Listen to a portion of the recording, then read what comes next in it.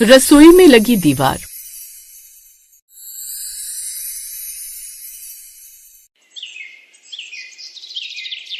भाभी, नमक आपके पास में है।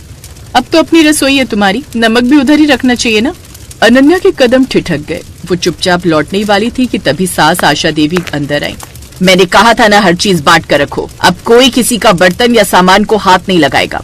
अनन्या ने सिर झुका लिया। वो कुछ कहना चाहती थी लेकिन शब्द जैसे उसके गले में अटक गए। ये घर है नागपुर शहर में रहने वाले शर्मा परिवार का। इस घर की रसोई का माहौल पिछले कुछ दिनों से बिल्कुल बदला बदला था, जिसकी वजह थी रसोई के बीच में खड़ी नई दीवार जो अचानक ही बनवा दी गई थी। जी हाँ, एक ही रसोई के दो हिस्से हो गए थे। बीच में खड़ी हो गई थी एक दीवार। एक ही घर में दो हिस्सों में बटी रसोई, दो अलग अलग गैस चूल्हे, अलग अलग बर्तन, और उस रसोई के एक तरफ खड़ी जेठानी शिवानी और दूसरी तरफ थी देवरानी अनन्या। तभी घर के बाहर से पड़ोसन की आवाज आई, आशा बहन। हाँ, रमा बहन आई।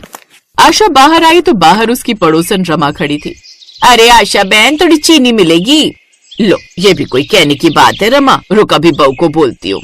आशा देवी ने आवाज लगाई, अरे बहू, एक कटोरी चीनी लाना। सासू माँ की आवाज सुनकर दोनों बहुएं झट से एक एक कटोरी चीनी लेकर बाहर आ गई। अरे एक कटोरी मांगी थी, अनन्या तू वापस ले जा। आशा ने शिवानी वाली चीनी उसे दे दी, जिसके बाद दोनों बहुएं रसोई में चली गई। तभी रमा देवी ने आशा देवी से पूछा, अरे आशा बहन, सुना है तुमने रसोई में दीवार बनवा दी? ये सुनकर आशा देवी भीतर ही भीतर शर्मिंदा तो थी, पर खुद को मजबूत दिखाते हुए बोली, हाँ क्या करें, दोनों बहुओं में बात ही नहीं बनती, इससे अच्छा है अलग अलग चूल्हे हो जाएं। अच्छा, ये भी ठीक किया। वो क्या है ना, मेरे लिए भी आसानी हो गई। अब एक बहू से चीनी मांग लिया करूंगी और एक से नमक। ऐसा कहकर रमा वहाँ से चली गई, लेकिन आशा देवी मायूस हो गई, क्योंकि वो जानती थी कि रसोई में लगी वो दीवार असल में इस घर के दिलों में लगी हुई दीवार थी। लेकिन आखिर ऐसा क्या हुआ था शर्मा परिवार में, जिसकी वजह से एक ही घर में दो दीवारें खिंच गई थी? आइए ये जानने के लिए चलते हैं इस कहानी की शुरुआत। 6 महीने पहले त्योहार का सीजन था। रसोई में काफी काम था। बहुओं, आज अच्छी सी बढ़िया सी गुजिया बनाना। जानती हो ना सबको घर में कितनी पसंद है गुजिया।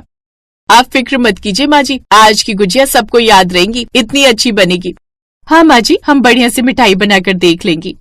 ऐसा कहकर सास रसोई से बाहर चली गई और अब शिवानी और अनन्या दोनों मिलकर काम कर रही थी। तभी एक दिन हल्की सी गलती ने पूरी स्थिति को बदल दिया। शिवानी ने गुजिया के लिए चीनी का घोल तैयार किया था, अनन्या ने इस नमक मिला दिया।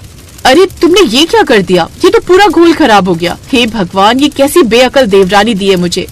भाभी सॉरी, वो मुझे लगा ये नमक वाला था इसलिए मैंने डाल दिया। सॉरी, गलती हो गई। तुम्हारी गलती से पूरा काम खराब हो गया। तुमसे कुछ होता ही नहीं है। अब हटो यहाँ से, मैं अकेले ही बना लूंगी, तुम्हारी बस की कुछ नहीं है। ये बात अनन्या को बहुत चोट पहुंचा गई, लेकिन उस वक्त वो चुप रही और रसोई से बाहर चली गई। फिर अगले दिन गलती से शिवानी के हाथों से एक शीशे का बाउल टूट गया जो अनन्या दहेज में लाई थी। ओह नो, ये तो मेरे पापा ने कितने प्यार से दिया था, आपने तोड़ दिया। मैंने जानबूझकर नहीं किया, ये गलती से टूट गया। मैं जानती हूँ, 2 दिन पहले जो मुझसे गुजिया का घोल खराब हो गया था, आप उसी का बदला मुझसे ले रही है ना? अच्छा, तुम्हें ऐसा लगता है? अगर मैंने जानबूझकर तोड़ा होता ना तो 1 मिनट, जैसे ये मग है वैसे ही वो बाउल रखा था और मैं ऐसे आई और गलती से हाथ से टकराया और ये नीचे गिर गया, बिल्कुल ऐसे, समझी? और ऐसा कहकर उसने वो मग भी तोड़ दिया। आपने जानबूझकर मेरा ये मग तोड़ा है ना? अभी बताती हूँ। ऐसा कहकर अनन्या भी सामने रखा अपनी जेठानी का क्रॉकरी सेट उठाती है और उसे नीचे फेंक देती है। उनकी आवाज सुनकर सास रसोई में आई। अरे अरे, ये सब तुम क्या कर रही हो? क्यों बिल्लियों की तरह लड़ाई कर रही हो?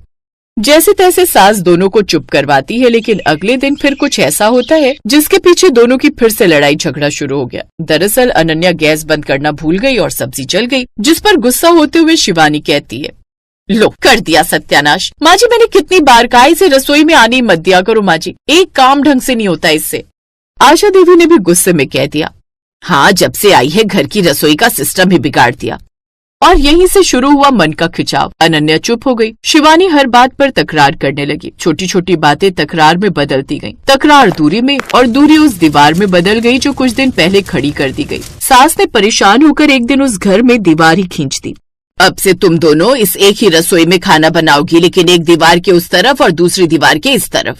दोनों देवरानी जेठानी एक दूसरे की शक्ल देखने लगे। अब घर में दीवार तो बन गई थी, पर इसका असर घर के हर सदस्य पर पड़ा। सुबह सुबह एक ही रसोई में लेकिन दो अलग अलग जगह गैस जलती। एक तरफ तड़के की खुशबू उठती, दूसरी तरफ चाय उबलती, लेकिन कोई किसी से कुछ नहीं कहता। लेकिन अब उन सबके चेहरे पर एक अलग ही मायूसी थी। साथ ही अब उन दोनों बहुओं के झगड़े ना होने के कारण पूरे घर में आशा थी, जिससे अब घर के बाकी सदस्यों को बिल्कुल भी अच्छा नहीं लग रहा था। फिर एक दिन गौरव ने अरविंद से कहा, भैया, ये दीवार घर की आशा खत्म कर देगी।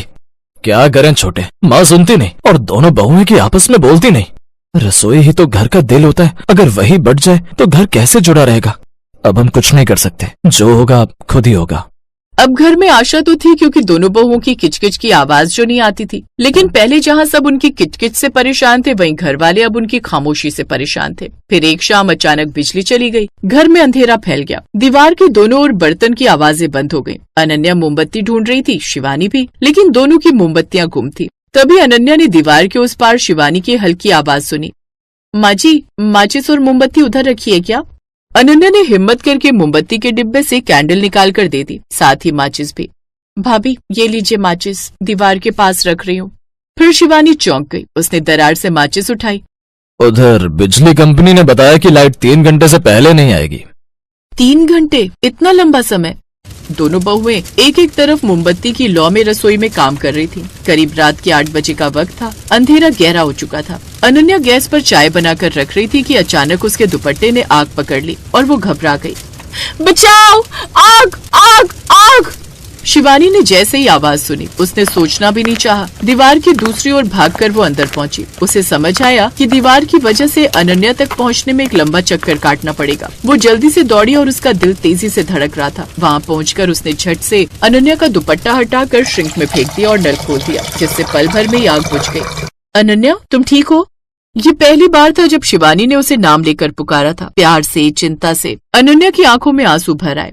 आशा और बाकी लोग भी आ गए। बहू, चोट तो नहीं लगी? थोड़ी सी, लेकिन भाभी ने बचा लिया। फिर शिवानी भी रोते रोते बोली, अगर दीवार ना होती तो मैं 5 सेकंड में पहुंच जाती। ये दीवार ने तो जैसे हमें एक दूसरे से दूर कर दिया था।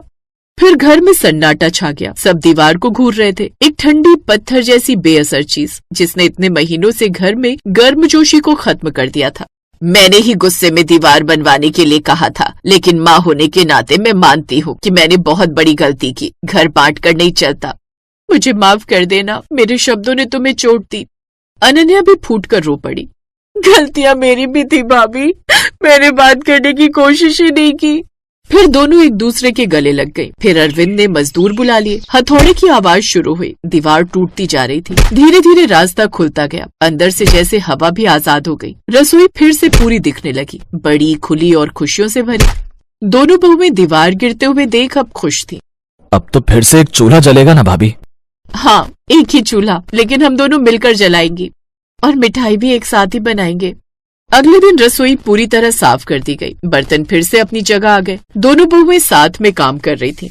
भाभी, आज आपके हाथ की गुजिया सीखनी है और मुझे तुम्हारे हाथ की अदरक वाली चाय।